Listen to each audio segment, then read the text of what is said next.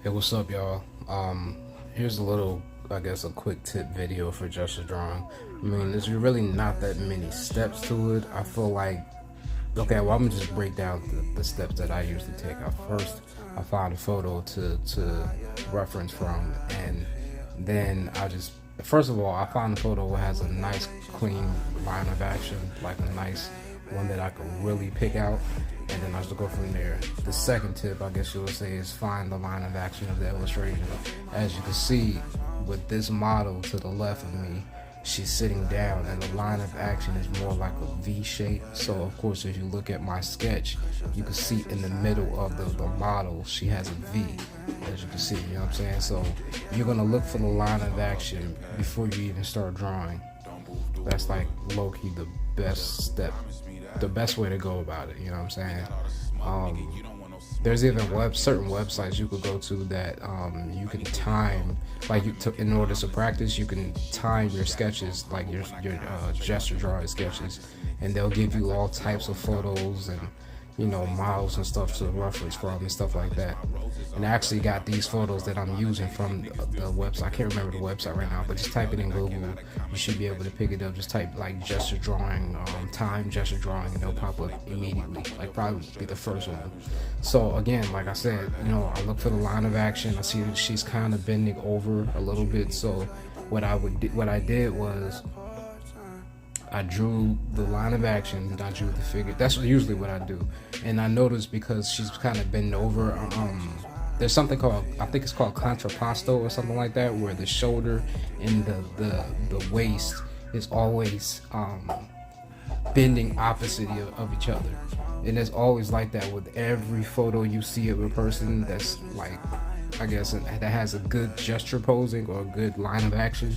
You always see that. So that's probably be the second thing you will look for when it comes to gesture drawing. You look for the line of action, and then you look for the contrapposto of the shoulder and the waist.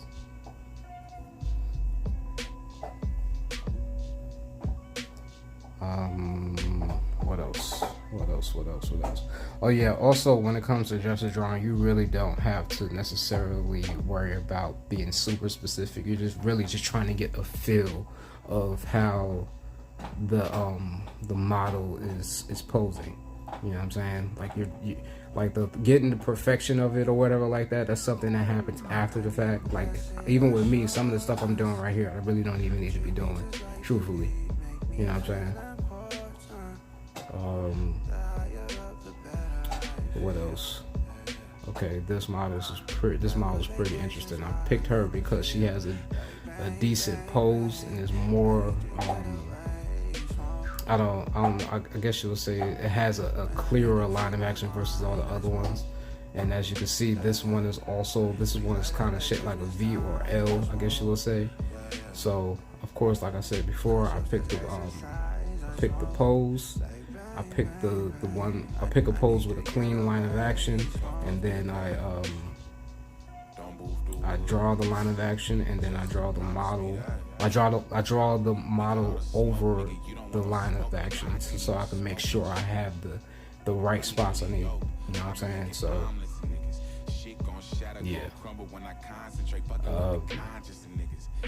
that's pretty much it. I mean, gesture drawing, especially if you practice it a lot, you'll start getting better at it. I think I can't even tell you how much I practice at this. It was a couple of times where I was working at a job I hated, like it was like a warehouse job. And what I would do is sometimes when we ran out of work, my supervisor would tell me to go off and hide in the corner because they had cameras all around it. So they'll tell us to hide up in the corner so we won't get caught in the camera not doing work. So what I would do is I'll get a little sketch pad or find some loose leaf paper somewhere, and I'll just pull out my phone and just do gesture drawing for like 30 to 40 minutes or how long it takes for us to get more work in. And that's how I got a lot of my gesture practice. And as you can see, like I ain't the best at this at all, but I ain't trash at it either. You know what I'm saying? Like I know I could be better with it, but I feel like, yeah, I've got a lot of practice in because of situations like that. You know what I'm saying? So you really just got to put time in to get it, get it done, and that's really it.